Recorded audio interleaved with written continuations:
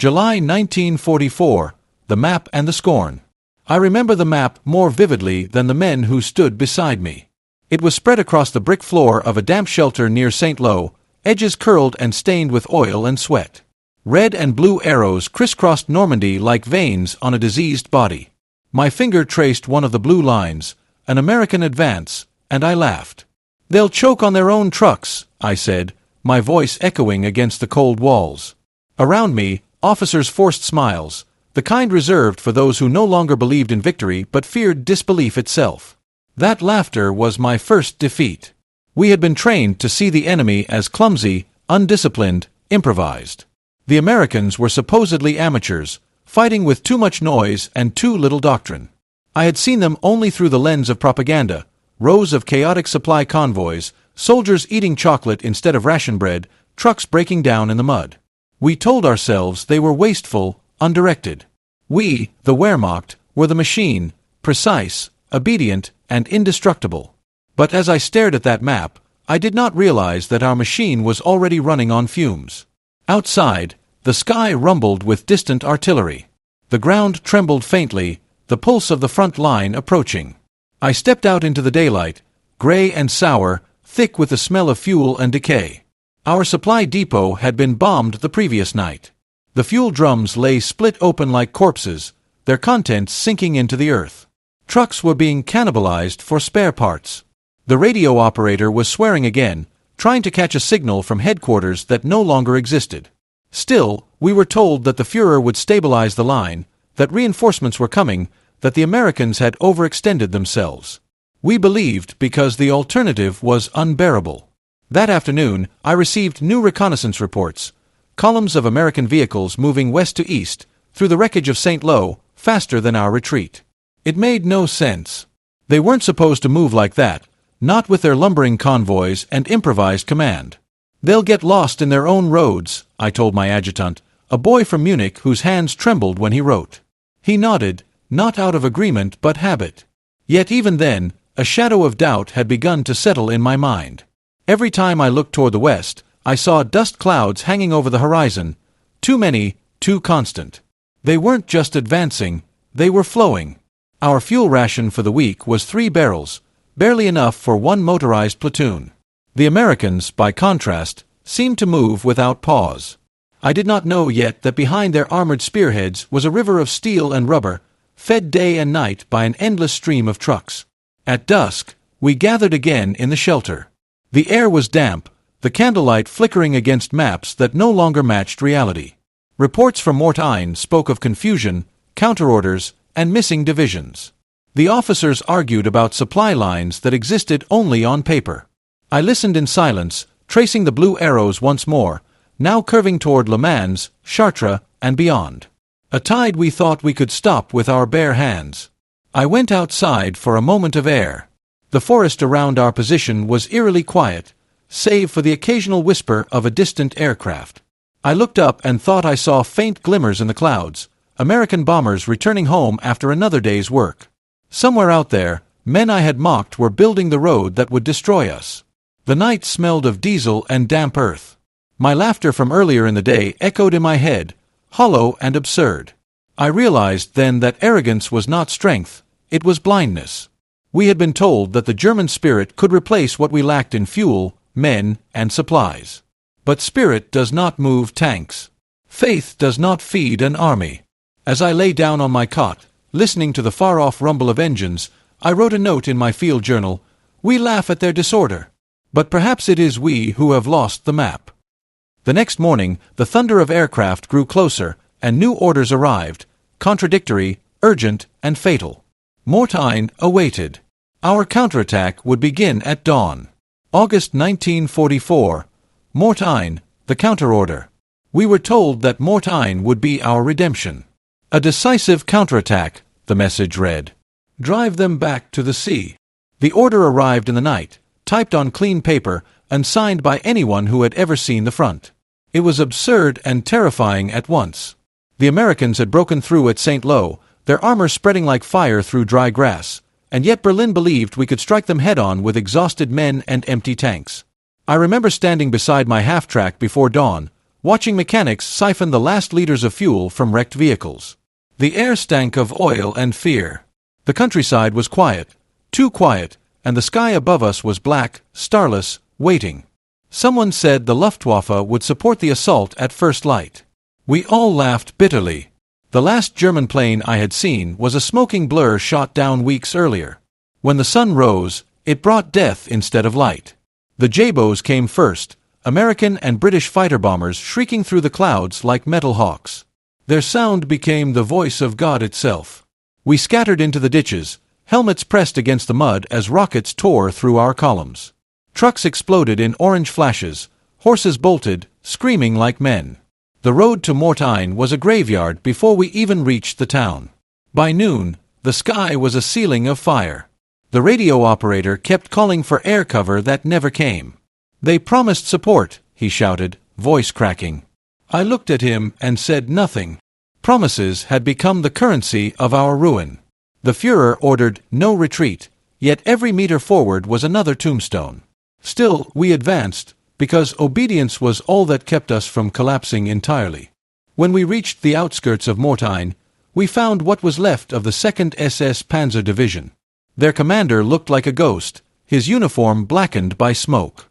He told me the Americans had already flanked them, cutting the supply roads. His men had fought tanks with hand grenades.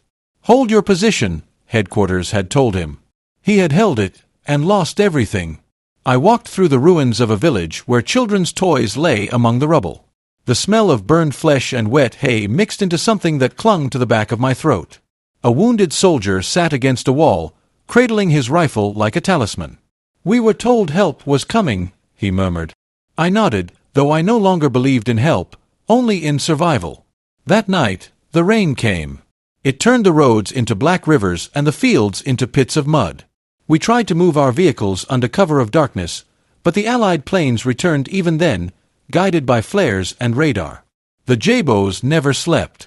Their machine guns raked the columns, and we dove again into the ditches, the same ritual repeated until fear became routine. By the third day, our fuel was nearly gone. I sent 2 men with jerrycans to find more, only one returned. He brought back a single can, half empty, and eyes that stared at nothing. He said the other man had been torn apart by rockets before he could reach the depot. The radio kept repeating new instructions: attack here, hold there, wait for reinforcements that no longer existed. I realized we were obeying not a plan but an echo, a series of shouted orders bouncing down the chain of command until they reached us, stripped of all sense. Each command contradicted the last, and still we followed. Fear of the enemy was nothing compared to fear of disobedience. On the 5th morning, I climbed a hill overlooking Mortain.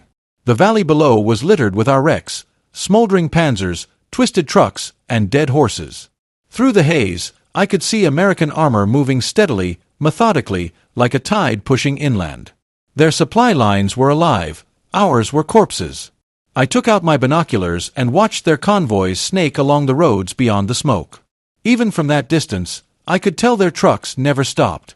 It seemed impossible. How could an army move like that? Constant, uninterrupted, unstoppable. Behind me, one of my sergeants muttered a prayer, his voice trembling. I wrote in my journal again that night, "We have no sky, no fuel, and no plan. The counterattack is not an operation, it is a funeral march." The Americans advance not by bravery, but by an order of movement we cannot comprehend. The sky itself fights for them. When dawn returned, the counterorder came, retreat. But there was nowhere left to go. The J-bows returned with the morning sun, and the roads to Falaise were already choking with dust and despair. August 1944, Falaise, the throat closing. By the time we reached Falaise, the war had become a trap that breathed. Every step we took narrowed the circle. The roads were choked with wrecks and refugees, soldiers, horses, trucks, carts piled with broken rifles and hope. Dust clung to everything: skin, bread, and blood. We were no longer an army. We were a column of ghosts trying to outrun a storm made of steel. The air itself seemed poisoned. The August sun burned through the haze, turning the fields into ovens. The stench of death was constant: rotting cattle, unburied men, the sour perfume of spilled fuel. I remember handing out the last of our ammunition, single cartridges at a time, as if distributing charity. My men looked at me not as a leader but as someone who still pretended to believe. "Hold the line," the message from headquarters said. "Hold until relief arrives." Relief from where? The maps meant nothing now. The front had folded in on itself. I climbed onto the hull of a half-destroyed Panzer to get a better view. The valley below shimmered in the heat, alive with movement, but not ours. American. Armor rolled forward in perfect rhythm, flanked by columns of vehicles that never seemed to stop. Their logistics lines pulsed with life.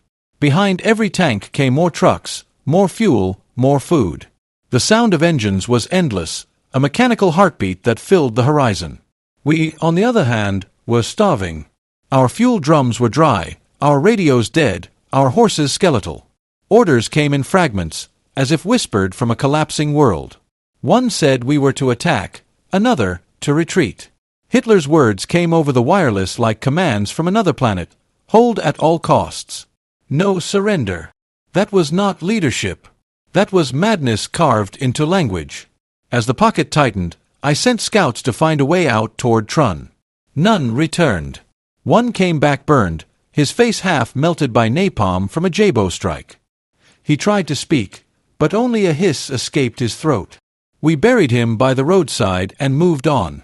The nights were worse. The bombardment never ceased, artillery from every direction, like an iron heartbeat closing around us. We huddled in shallow trenches, covered in dust and disbelief. Every explosion shook the ground and rained fragments of earth onto our faces. The men stopped talking. Words were useless. Some clutched rosaries, others their rifles. I wrote nothing that night, only stared at the darkness and tried to remember what silence used to sound like. Then came the morning of August 19th. I woke to the drone of engines, hundreds of them. The air was thick with aircraft. The Jabos had returned, strafing anything that moved. Columns ahead of us vanished in bursts of fire. Horses screamed as they burned in their harnesses. Trucks exploded, sending wheels spinning through the air like toys. The road turned into a single line of flame. I saw an entire platoon try to escape across a field, only to be caught by rockets. When the smoke cleared, the grass itself was on fire. The sergeant beside me crossed himself and whispered, "This is no battlefield. It's a slaughterhouse." He was right. By evening, the valley was filled with the sound of surrender, shouts, white flags, the clatter of discarded weapons. But our orders remained the same: hold. So we held, not ground, but the illusion of command. The division was dissolving, piece by piece. Companies no longer existed, only small knots of survivors trying to move east through the wreckage. That night, as the fires burned along the horizon, I heard something strange, the low, continuous rumble of engines beyond the front. Not tanks, trucks. I didn't understand it yet, but those engines never stopped, never slept. They came and went in waves, a mechanical tide feeding the Allied advance. While we starved, they consumed the night. I sat against the side of a burned-out truck, the metal still warm against my back, and wrote a single line in my notebook: "The throat is closing." We breathe dust instead of air. Somewhere beyond this inferno, the Americans feed their war with endless motion. We are trapped not by men, but by momentum. When dawn broke over Falaise, the smoke hung so thick it hid the sun. The road ahead was littered with corpses.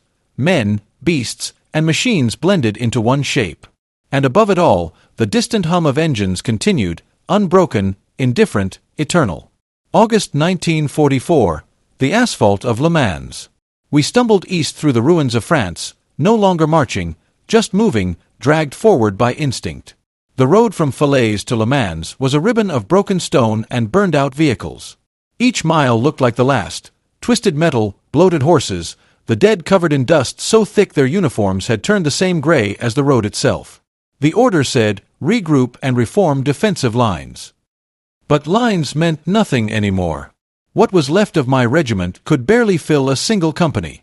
It was near Le Mans that I first saw it, the sign that made me laugh. A piece of metal nailed to a splintered post, with a crude red circle painted on it. "Decoration," I told one of my men, forcing a dry chuckle. "Americans and their childish symbols." He didn't answer. He was too busy carrying a jerrycan filled with water, not fuel. We still believed we could reach Chartres and reconnect with the Seventh Army. It was a lie made of hope and exhaustion. As we advanced, the roads changed. They were smoother, freshly cut by engineers, American engineers. Asphalt gleamed black under the sun, untouched by shellfire. The smell of tar mingled with the sickly sweetness of decay. It was as if the enemy had rebuilt the land as they conquered it, paving their victory into the bones of France. That night, we bivouacked near a destroyed farmhouse. The air was alive with distant noise, engines, hundreds of them, maybe thousands, humming like an enormous swarm. None of us could tell if they were tanks or trucks, but the sound was constant, rhythmic. I sat on a pile of rubble and tried to mark the direction on my map, but the sound came from everywhere at once. It was the sound of movement, of an army that refused to stop. The next morning, we passed through a village the Americans had abandoned days earlier. Their rations still littered the ground, tins of coffee, chocolate bars, cigarettes. My men pounced on them like wolves. I found a pack of Lucky Strikes and lit one, tasting the smoke as if it were something sacred. On the wall of a ruined cafe, I noticed the same red circle again, painted with an arrow beneath it. It wasn't decoration. It was a signpost. Later that day, we came across a destroyed convoy, French civilians shot by accident, perhaps, or by desperation. Their carts lay overturned, the wheels still turning lazily in the wind. Amid the wreckage, I saw another of those red circle signs, half buried in mud. It pointed east. A route, I thought. A system. My mind began to connect the fragments. The endless rumble of engines at night, the clean roads, the signs guiding them onward. The Americans were not improvising chaos, they were orchestrating it. We reached Le Mans by dusk. The city had already fallen, the ruins still warm from the fighting. On the outskirts, I found the remains of a German fuel depot, barrels ruptured, black pools soaking into the soil. In the distance, beyond the smoke, I saw movement on the horizon, a shimmering line of vehicles moving south to north, steady as a river. My adjutant raised his binoculars and said quietly, "Trucks, sir. Endless trucks." For a long time, I didn't speak. The roar of those engines carried across the fields, a pulse that seemed to come from the earth itself. I could almost feel it under my boots, a steady thrum, alive, unstoppable. I thought of all the times I had mocked their logistics, their lack of order, their supposed amateurism. Yet here they were, advancing faster than any army in history, their tanks fueled by a river of trucks that never ceased. Each vehicle was a vein, carrying the lifeblood of war, fuel, food, shells, pumping toward the front with mechanical precision. That night, I couldn't sleep. The sound of those engines haunted me. I realized that what I had seen on those signposts, the red circle, the arrow, was not an ornament. It was the mark of a path that devoured everything before it. Before dawn, I wrote a line in my notebook, "The Americans do not march. They flow." The red circle is not decoration, it is direction. The road itself is their weapon. Somewhere out there, that river of trucks was feeding an army that would soon reach us. I didn't know its name yet, but I could already feel it drawing closer, a heartbeat in the dark that refused to stop. August 1944, the name that never ends. It was a prisoner who gave the name shape. We had captured him near Chartres, a sergeant, young and sunburned, his uniform filthy from the road. When I questioned him, he barely looked at me. He spoke slowly, his mouth cracked from thirst. "Red Ball," he muttered, as if repeating a prayer. "Red Ball Express." Then he smiled, the kind of smile that doesn't reach the eyes. I wrote the words in my notebook, not understanding. Red Ball Express. A strange name for a weapon that made no sound of gunfire, no flash of artillery, only the endless hum of engines. Hours later, I would see it with my own eyes. We were moving east, past broken fields and half-collapsed barns, when we reached an intersection marked by one of those same red circles I had seen before. This one was fresh, the paint still glistening on the wooden signpost. The road beyond it was strangely clean, as if the war had avoided it entirely. Then we heard it, the roar of engines, low at first, then swelling until it drowned out the wind. They came like a column of ghosts. Trucks, hundreds of them, maybe thousands, rolling in endless lines across the horizon. Olive drab bodies, white stars, tarpaulin covers fluttering like banners in the heat. GMC Doosan, I learned later. Their headlights were covered, their drivers expressionless beneath their helmets and dust goggles. Military police stood at the crossroads, directing traffic with practiced precision, their gestures sharp, mechanical, unhurried. The entire column moved as one living thing, a serpent of steel and rubber that seemed to stretch beyond sight. I stood on a rise beside the road, the smell of burnt oil and hot rubber filling my lungs. The air trembled with vibration as the convoy passed, truck after truck, the roar blending into a steady, endless rhythm. Some carried ammunition, others, fuel, others, food. Each had a number stenciled on the tailgate, each followed the same precise interval, no hesitation, no confusion. The Americans had turned movement into mathematics. The smell was unforgettable, diesel, smoke, and the faint sweetness of gasoline spilling from overfilled jerrycans. It clung to my uniform, to my skin. I realized that what I was witnessing was not improvisation but perfection born of necessity. The Red Ball Express, whatever it truly was, had become the spine of their advance. I thought of our own supply trains, wagons pulled by starving horses, trucks that coughed black smoke, fuel drums counted like treasure. We begged for deliveries that never came, while these Americans poured their lifeblood onto the roads as if it were inexhaustible. One of my men spat into the dust. "They waste everything," he said bitterly. I didn't answer. I was too busy watching their MPs stop an entire column for a few seconds to let a Sherman pass through the crossing.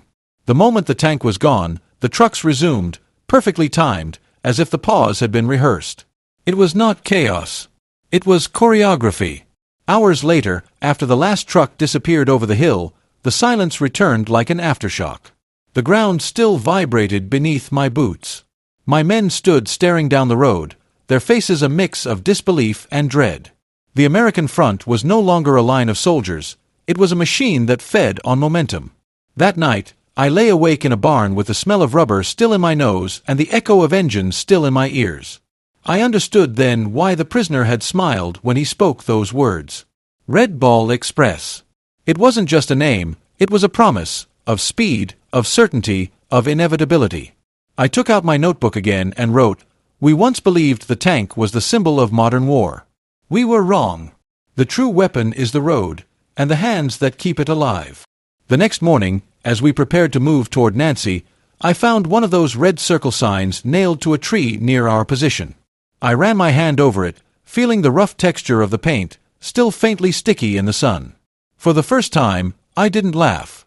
August 1944, Phantom Drivers. That night, I learned that engines could haunt a man more than artillery ever could. We bivouacked in a field outside Chalons, what was left of us, a handful of officers, a few trucks, and men who stared into the darkness as if expecting the night itself to attack. The air was thick with dust, still glowing faintly from the fires we had passed through. I tried to sleep, but the ground trembled beneath me, steady and rhythmic. At first, I thought it was my imagination, then I heard it again, the low, endless rumble of engines.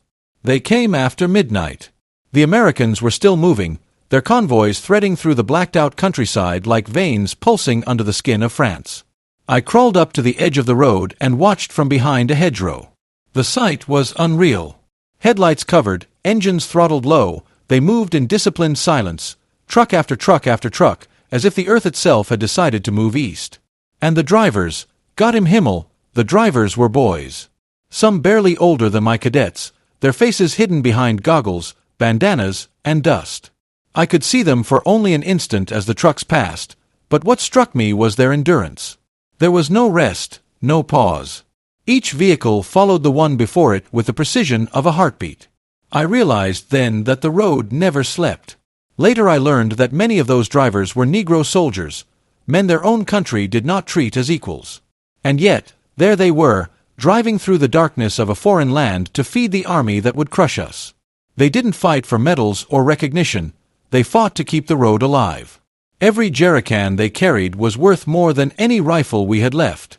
I remember the sound of the tires, hundreds of them rolling over the asphalt, hissing softly like whispers. The smell of burning rubber mixed with diesel filled the air. My men stood beside me, silent, hypnotized. None of us spoke. There was no language for what we were witnessing, an army sustained not by ideology, but by motion. I tried to count the trucks once. I stopped after 200. The line didn't end. It flowed like a river of iron disappearing into the fog. Every few minutes, a military police jeep would glide past, headlights dim, its driver waving signals in the dark. Not one vehicle hesitated. Not one driver turned his head. It was a ritual of precision, executed by men who must have been half mad from exhaustion. When the last truck finally vanished into the mist, the silence returned like a vacuum. The field seemed to exhale. My adjutant whispered, "They don't stop. Ever." I nodded. In that moment, I understood what was killing us. It wasn't just their air superiority, their numbers, or their machines. It was their discipline in motion. Their war had become a continuous act, while ours was a series of disconnected screams. I wrote in my journal before dawn, "We believed ourselves professional soldiers. But these men, these invisible, sleepless drivers, fight a war of endurance we cannot comprehend. They are ghosts on the road, and their engines are the sound of our defeat." When I finally closed my eyes, the sound of those phantom engines still echoed in my head, as if the road itself refused to let me sleep. September 1944, thirst for gasoline. By September, the world smelled of rust and dust. The summer heat had baked the roads into stone, and our engines coughed like dying animals. We had 3 jerrycans left, 3 for an entire company. Each one was guarded as if it were gold. Men argued, cursed, even drew pistols over drops of fuel.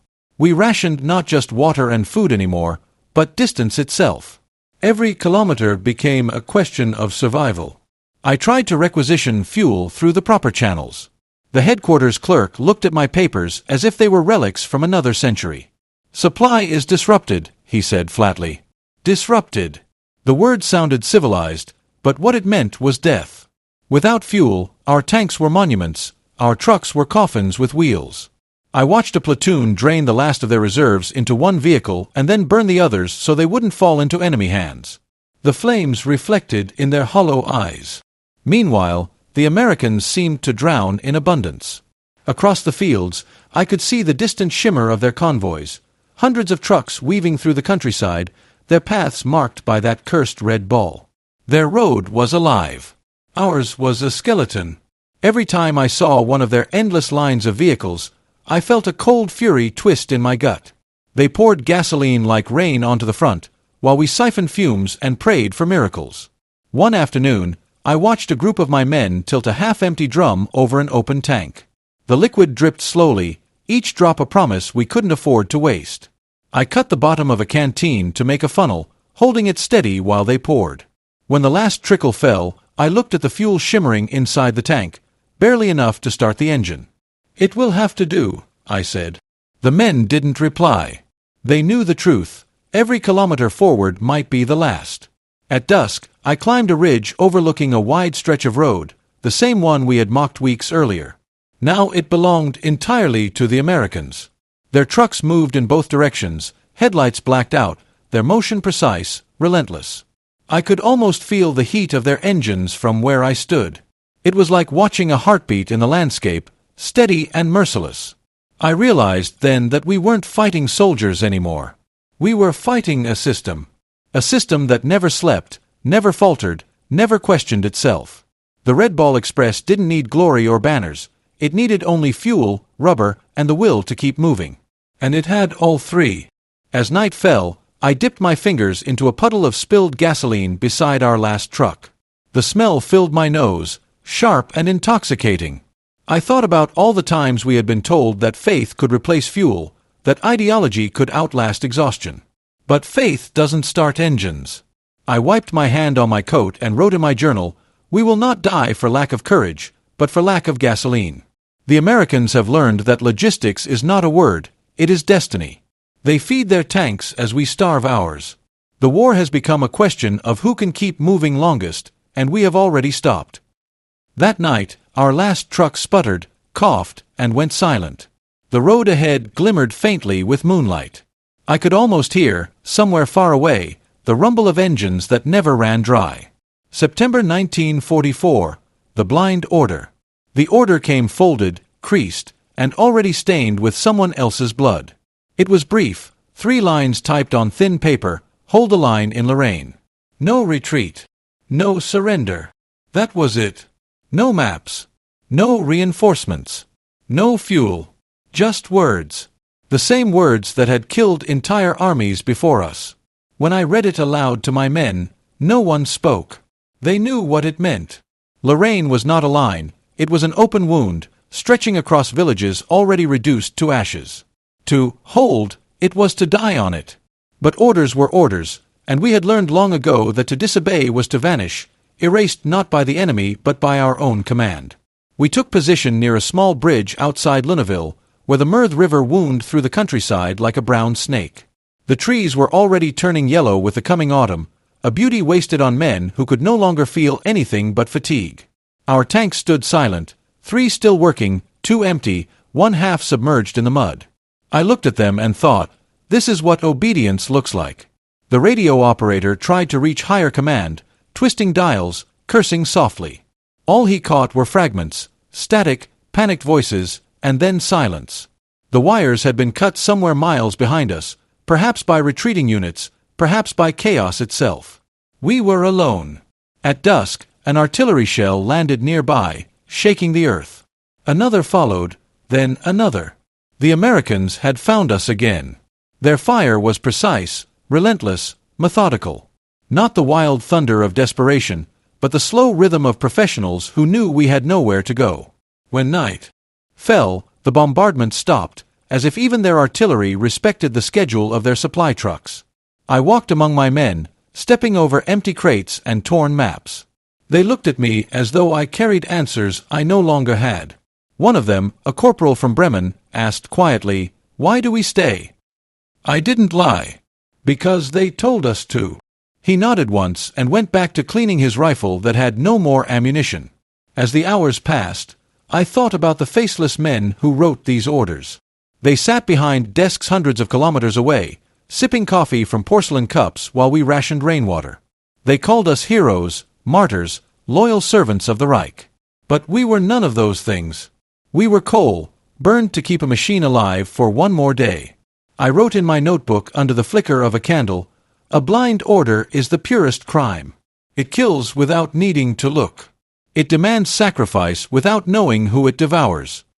Near midnight, I walked to the edge of the bridge and stared into the dark water below.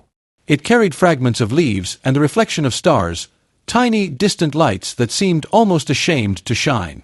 From the east, faintly, came the same sound that haunted us for weeks. Engines, hundreds of them, maybe thousands. The Red Ball Express was still running, still feeding the beast that would soon devour us.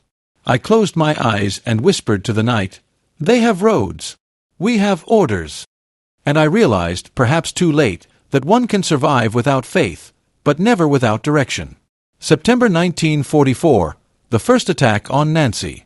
The mist over Nancy that morning looked like smoke from a fire that hadn't started yet.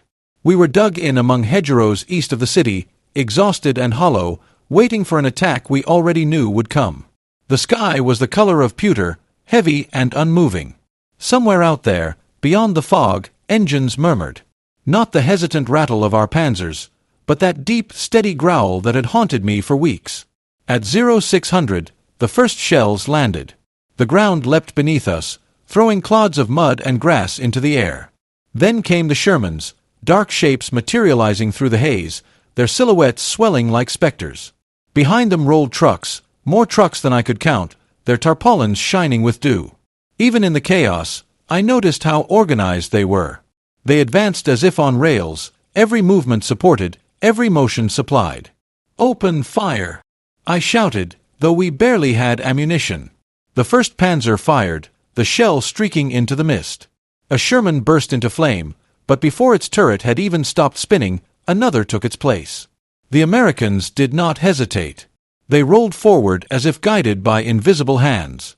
Behind the tanks, engineers and infantry followed, stepping over the debris as calmly as if crossing a bridge. Our own lines began to crumble. I ran from trench to trench, shouting orders that sounded like prayers. "Hold the flank! Conserve rounds!" The men obeyed out of habit, not hope. Every shot we fired felt like throwing pebbles at a storm. When I called for more grenades, The answer came back hollow, none left. The radio crackled uselessly, static, then silence. I looked across the field and saw our machine gun nest overrun. The gunner slumped forward, his body draped across the barrel, steam rising from it like breath. I crawled toward him, trying to retrieve the weapon, but the next shell landed so close the air itself knocked me flat. When I looked up again, the position was gone. By mid-morning, our defenses had dissolved. The Shermans pressed through, one after another, their tracks crushing the earth we had bled to hold. Behind them, more trucks arrived, Red Ball Express convoys, bringing fuel, shells, and food straight to the front. They didn't even stop. Supplies were tossed from moving vehicles, men leaping down to carry crates while the next truck rolled past. It was a machine feeding itself, tireless and perfectly timed. I fired my last cartridge and dropped the rifle. Around me, the others did the same. The only sound left was the echo of engines, the sound of an army that would never run out of breath. I thought of our own fuel drums, long dry, of our orders, blind and final, of the men I had led to this slaughter because I had been told to. As the fog lifted, the horizon shimmered with heat and dust. I could see the Red Ball trucks snaking behind the armored columns, their sides glinting in the pale light. The sight filled me not with hatred, but with understanding. I wrote in my notebook that night, by the glow of burning wrecks, "They fight with gasoline and resolve. We fight with memory and fear." The Red Ball's engines beat like war drums, and we are the silence between them. When darkness came, I could still hear those drums rolling through the valley, steady, eternal, indifferent to our end. September 1944, Aracourt. Rain fell over Aracourt like ash from an unseen fire. The fields had turned to mud, thick and sucking, swallowing boots and tracks alike. We arrived at dawn, what was left of the 11th Panzer Division, tired, hungry, and out of fuel. Our tanks were scattered along the ridge, hulks of metal half buried in the mire. Each one waited like a dying beast for the mercy of movement. But mercy does not come without gasoline. The Americans were already there. Their Shermans appeared through the mist in tight formations, moving faster than seemed possible for machines that size. They came in waves, strike, withdraw, resupply, strike again. Behind them, columns of trucks moved as if tethered by invisible lines. The Red Ball Express. The name still tasted like defeat. I watched through binoculars as one Sherman halted on a ridge. Within minutes, a supply truck arrived, threw open its canvas, and men began unloading ammunition. By the time I had blinked, the tank was firing again. They wasted nothing, not even time. Their road gave them everything: food, fuel, shells, confidence. We had none of those things. One of my sergeants approached, his face gray with exhaustion. "Herr Oberleutnant, the men are trying to siphon fuel from the wrecks." I nodded. It had come to that. Men crouched in the rain, filling cans from dead vehicles, praying for a few more liters to bring one tank back to life. I joined them, my hands numb and slick with oil. When the last drop hit the can, we poured it into the Panzer's tank and waited. The engine coughed once, twice, then died. It was like listening to a man exhale his final breath. The next American attack came just after noon. Their artillery was swift, precise, clinical. We returned fire with what little we had left, shells scavenged from other units, rifles taken from the fallen. The ground shook. A nearby Panzer tried to move, lurched forward a few meters, then stalled. Its commander climbed out, his face expressionless. He sat down beside the tank and didn't move again. By evening, the sky cleared. Across the valley, I could see the Red Ball trucks moving again, headlights dimmed, wheels slick with rain. They fed the war like priests tending a fire that would never go out. I wrote in my notebook before the light failed, "At Aracourt, courage met logistics, and courage starved first." Then I closed it, because there was nothing left to say. September 1944, the road that kills. We had one last idea left, an act of desperation, not strategy. If we could not stop Patton's tanks, perhaps we could wound the artery that fed them. We chose a stretch of road near Chateau Salins, a section marked by those cursed red circles that guided the Red Ball Express. I ordered my men to prepare an ambush, machine guns in the ditches, Panzerfausts hidden beneath tarps, rifles trained on the curve where the trucks would appear. The road itself gleamed wet under a gray sky, black and smooth as polished bone. At dusk, we waited. The air was cold and thick with anticipation. Then came the sound, low, constant, growing like a heartbeat. Headlights covered, engines throttled down, the first convoy emerged from the fog. Dozens of trucks, each loaded with something we no longer possessed, abundance. I gave the signal. The first rocket hit the lead truck squarely, turning it into a ball of flame. For a moment, I felt triumph, short-lived and hollow. The second truck swerved, crashed into the ditch, and the line stopped. My men opened fire. Bullets tore through canvas and steel, engines sputtered, tires exploded. The smell of burning fuel filled the air. Then came the counterstroke. Within minutes, 2 armored jeeps arrived, followed by half-tracks bristling with machine guns. Military police, men whose duty was traffic control, had turned into soldiers before our eyes. They moved with frightening coordination, dismounting under fire, directing their drivers to form a perimeter. And before we could reload, another convoy appeared behind them. Fresh trucks, fresh men, fresh supplies. The Red Ball Express didn't stop. It detoured. While we fought to destroy one column, another bypassed the wreckage entirely. Engineers arrived next, in trucks marked with white circles, shovels already in hand. They filled the craters, cleared the debris, and within an hour the road was alive again. Our ambush, our last effort to disrupt the flow, had become nothing more than an inconvenience. I watched, stunned, as the line of trucks resumed its motion, headlights flickering through the smoke. The river had repaired itself. We retreated into the forest, the smell of burnt rubber clinging to our uniforms. One of my men spat into the mud and muttered, "You can't kill something that never sleeps." He was right. That night, as the engines faded into the distance, I wrote by the light of a dying flare, "We fought a road today, and the road won." September 1944. The smell of coffee. We found the farmhouse by accident, a ruin half hidden beneath the trees, its roof collapsed, its walls blackened by fire. Inside, among the ashes and debris, I discovered a burlap sack marked U.S. Army Coffee. The letters were bold, clean, unashamed. I tore it open with my knife and pressed the grounds to my face. The scent hit me like a memory from another world, warmth, life, civilization. For a moment, the war stopped. That smell carried everything we had lost, routine, comfort, the illusion of safety. I thought of the men who roasted those beans, shipped them across an ocean, and delivered them through fire and death to soldiers who never went hungry. The same men whose trucks I had seen on the road, the Red Ball drivers, many of them black, faceless in the dark but indispensable to victory.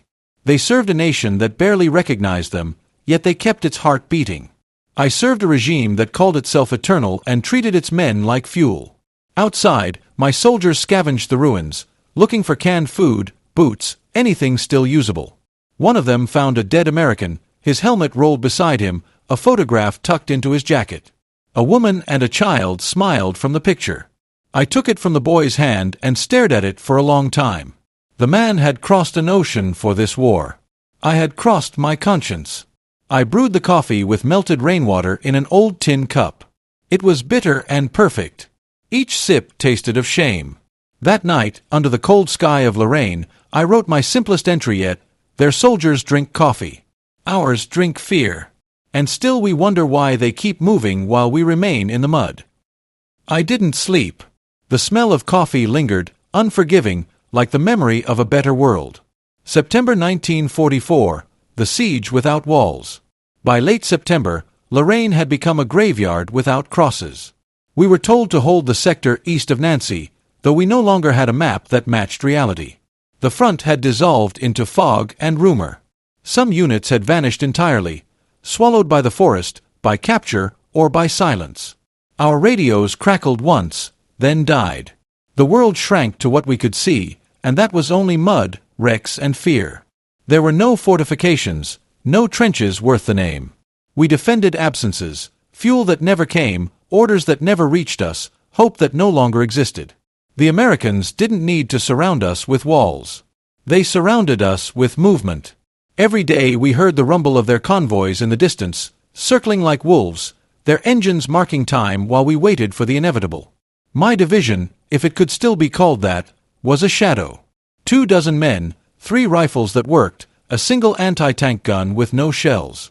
We ate boiled grass and moldy bread. The wounded didn't cry anymore, they just stared, hollow-eyed, at the gray horizon. I tried to write reports, but there was nothing left to report. When the enemy finally appeared, it was almost a relief. They didn't storm us, they bypassed us. American tanks rolled through the lowlands, unhurried, their supply trucks following close behind. We were not an obstacle, merely debris to be avoided. As the circle closed, I realized the truth. We were already prisoners, just waiting for someone to notice. That night, I wrote by the faint glow of a dying fire, "There are no walls here, only emptiness. No siege engines, only absence. We are surrounded not by steel, but by our own failure, and by an enemy that knows how to move." Then the fire went out, and with it, what remained of our will. October 1944, the bridge that never came. They told us to hold until a bridge arrived. A floating bridge, they said. Engineers were on the way. We believed it because belief was all we had left.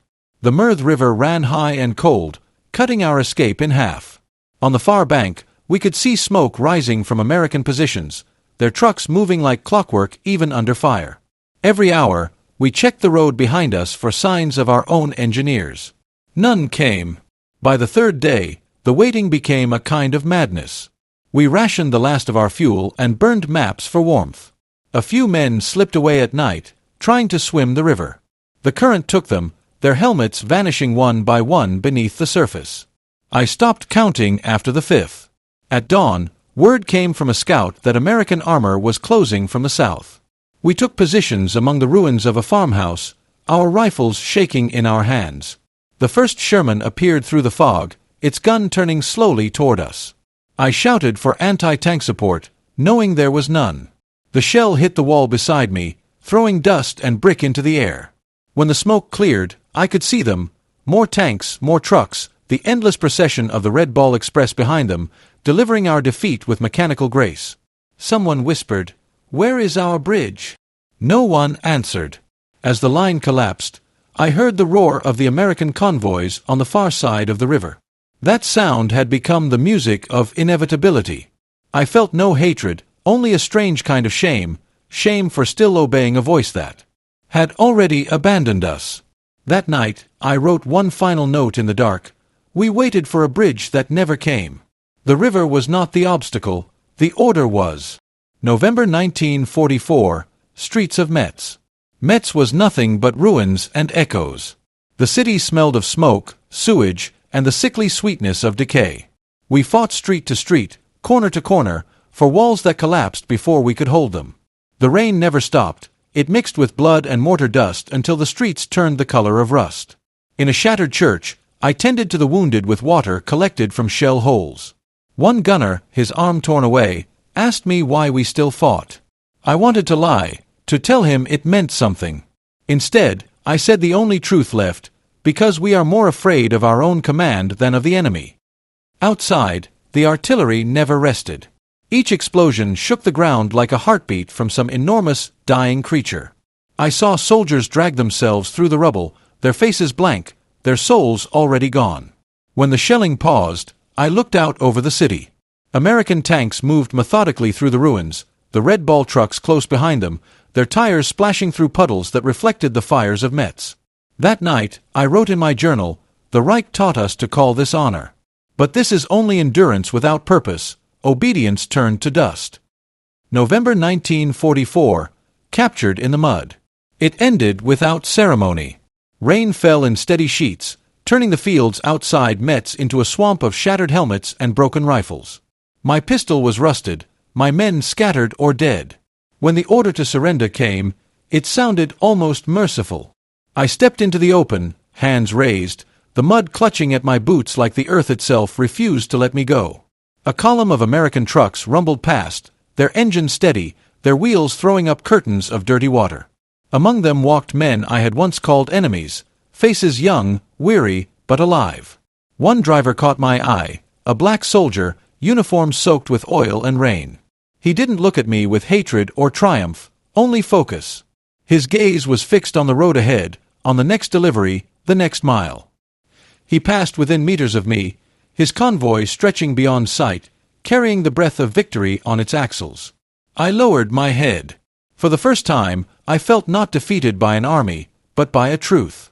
That night, sitting in a cage of barbed wire, I wrote, "The man who captured me was covered in grease, not medals." I respected him more than any officer I ever served. November 1944, the Red Ball in my memory. The war ended for me behind wire and mud. The camp was cold, but it was quiet, the first true silence I had heard in years. I no longer listened for bombs or engines, only for the sound of my own breathing. The Americans fed us, questioned us, then forgot us. I spent my days staring at the horizon where the trucks once rolled, imagining that steady rhythm still echoing somewhere beyond the hills. One afternoon, I found a scrap of paper and a pencil stub. On it, I drew a red circle, the same mark I had once laughed at in contempt. Beneath it, I wrote, "Red Ball Express." It had become more than a convoy in my memory. It was the pulse of inevitability, the sign of a nation that understood that strength was not in speeches or uniforms, but in motion, coordination, and belief. I thought of the men who drove those trucks, the invisible victors, the ones who never stopped. They defeated us not with tanks, but with persistence. As I folded the paper, I wrote one final line, "I did not lose to courage, but to order, and to a system that fed its men instead of consuming them." Then I closed my notebook, and with it, my war.